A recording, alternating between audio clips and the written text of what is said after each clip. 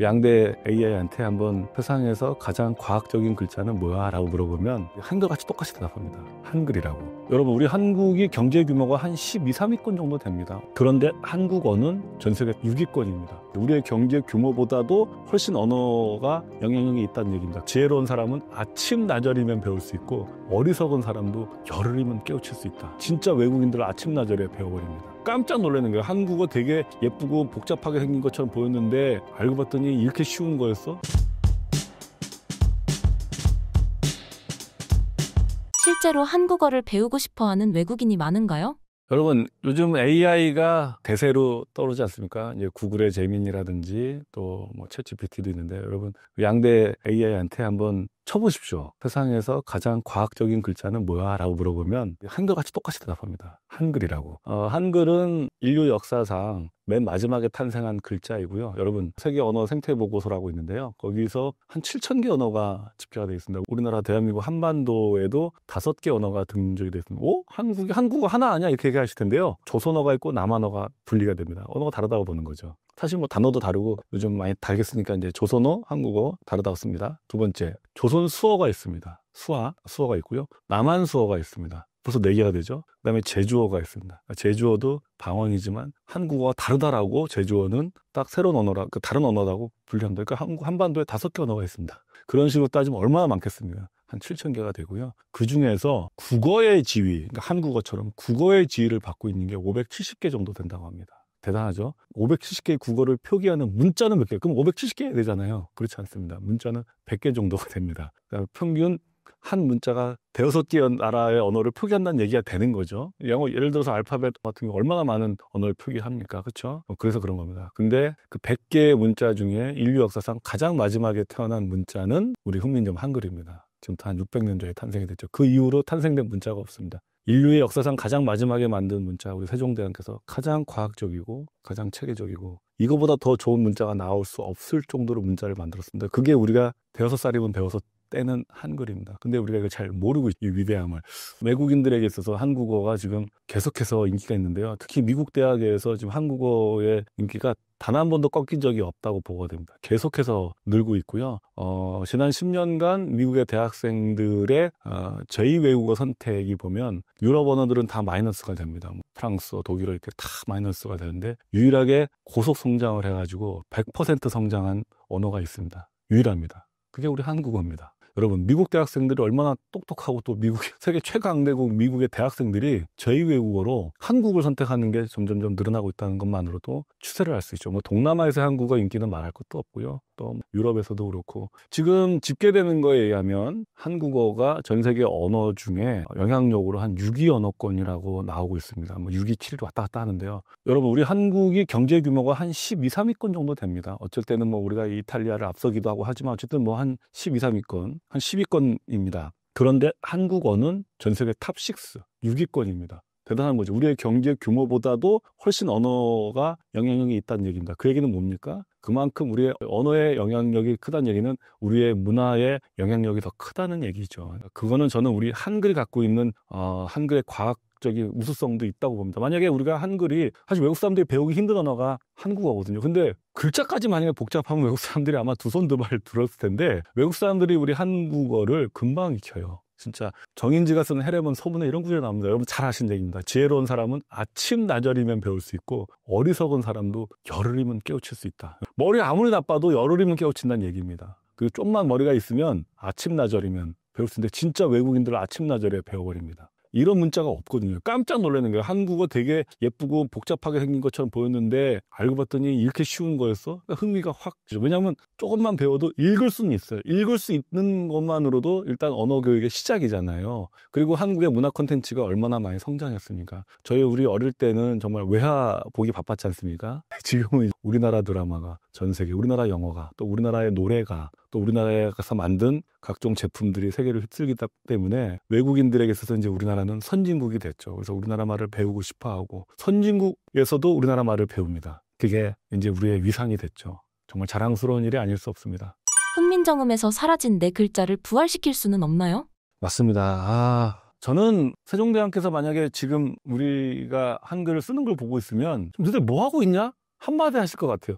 아니 왜 다 만들어준 걸 왜 안 쓰냐라고 하실 것 같습니다. 지금 우리가 이제 사라진 글자를 이렇게 쓴 게 사실 일제강점기 때 우리나라 말에 사라진 것들 없애면서 자연스럽게 만들어졌다 생각합니다. 저는 그거 자체는 나쁘다고 보지는 않습니다. 왜냐하면 우리나라 말을 표기하던 글자에서 우리에서 더 이상 쓰지 않는 발음들, 뭐 아레아라든지 이런 발음들이 없으니까 당연히 사라졌겠죠. 근데 그때는 일제강점기 때입니다. 지금 한글 네 글자가 사라져서 이렇게 표준어를 만든 게 거의 한 90년 정도 된 얘기입니다. 1930년대니까요. 그러면 그때 만들어진 한글 철자법과 표준, 저는 지금 뭐 하고 있나 싶어요. 지금 이렇게 한국 경제가 성장하고 이제 글로벌화된 시대에 우리 훈민정음의 옛날 사라진 글자, 예를 들어서 흡승경음, 비흡승경음 하면 P하고 F를 완전히 구분할 수 있고 B와 V도 구분할 수 있고요. 그다음에 우리가 어릴 때 영어 배울 때 그 번데기 발음이라고 했던 TH, thank you 할 때 TH, 그게 뭡니까? 그게 시옷도 아니고 thank you도 아니고 땡큐도 아니에요. thank you. 그거 시옷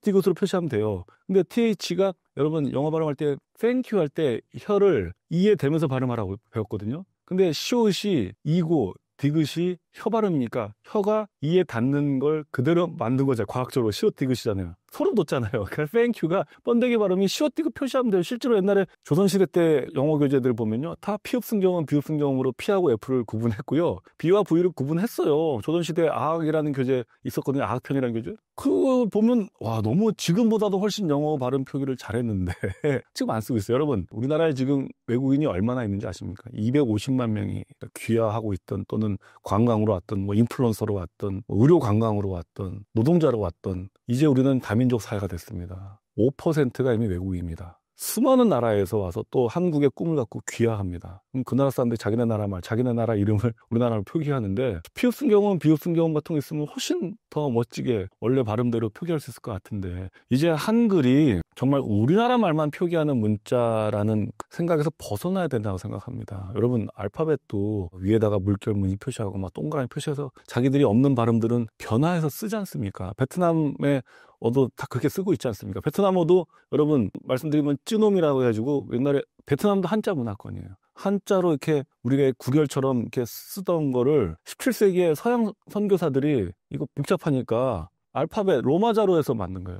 참 베트남은 지금 요즘 경제 성장하고 있지만 안타깝지 않습니까? 전염상하지 않습니까? 17세기에 외국인들이 와가지고 로마자로 표기한 걸 지금 자기네 국어로 쓰고 있습니다. 일본은 또 히라가나, 옛날에 우리가 상찰 이두 쓰던 그 방식으로 음도 훈도 하던 거에서 또 히라가나 가타가나 써가지고 우리 옛날에 쓰던 거에서 벗어나지 못해서 지금도 50음도, 일본의 비극이라는 책에 나오죠. 50음도로 자기네 나라 문자가 그 언어를 가둬버릴 거거든요.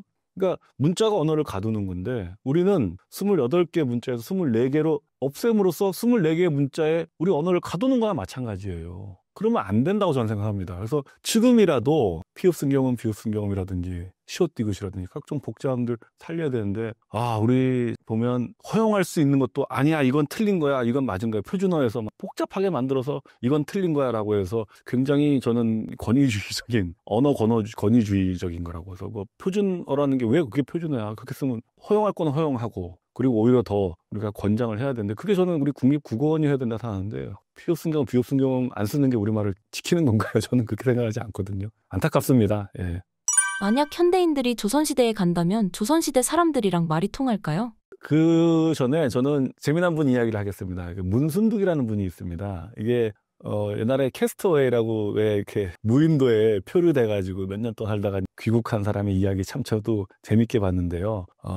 정말 조선판 캐스터웨이. 이분이 이제 홍어잡이 어부였는데요. 홍어잡이 하러 가다가 풍랑을 만나서 진짜 한 2주 동안 바다에 표류하다가 일본 류큐라고 해서 지금의 오키나와에 표류됩니다. 오키나와에서 또 가진 고생을 하고요. 그래서 다시 조선으로 돌아오기 위해서는, 조선에 다시 이제 보내주기 위해서는 중국으로 갔다가 가기 때문에 이제 다시 조선으로 바로 오지 않고 중국으로 가는 길에 이 양반이 또 풍랑을 만납니다. 풍랑을 만나서 일본에 갔는데, 이게 영화도 아니고 조선에 다시 귀국하기 위해서 중국으로 가는 길에 또 풍랑을 만나서 또 죽다 살아납니다. 그래가지고 그분이 어디 가냐면 필리핀에 또 가서, 정말 난리도 아니죠. 그래서 필리핀에서 또 죽다 살다 고생을 하고, 그분이 또 마카오로 갔다가 중국으로 가서 거의 3년 만에 이제 귀국한 이야기가 나옵니다. 그게 문순득의 이야기가, 이제 정약전이 그 이야기를 다 써서 기록으로 남겼는데요. 정말 조선판 캐스터웨이, 정말 무인도 표류기인데요. 제가 왜 이 얘기하냐면, 이 문순득이라는 사람은 글자를 모르는 문맹이었습니다. 그런데 류큐에서 일본에서 류큐어를 배워가지고 류큐 사람하고 소통을 합니다. 한 몇 개월 있는 동안에. 그리고 필리핀에 가서 그 필리핀의 루손섬에서 또 필리핀어를 배웁니다. 또 그리고 그 양반이 그래서 문자를 몰랐던 사람이지만 일본의 류큐어도 알고 필리핀어도 할 수 있는 다국어자가 돼서 나중에 필리핀 사람들이 우리나라 조선에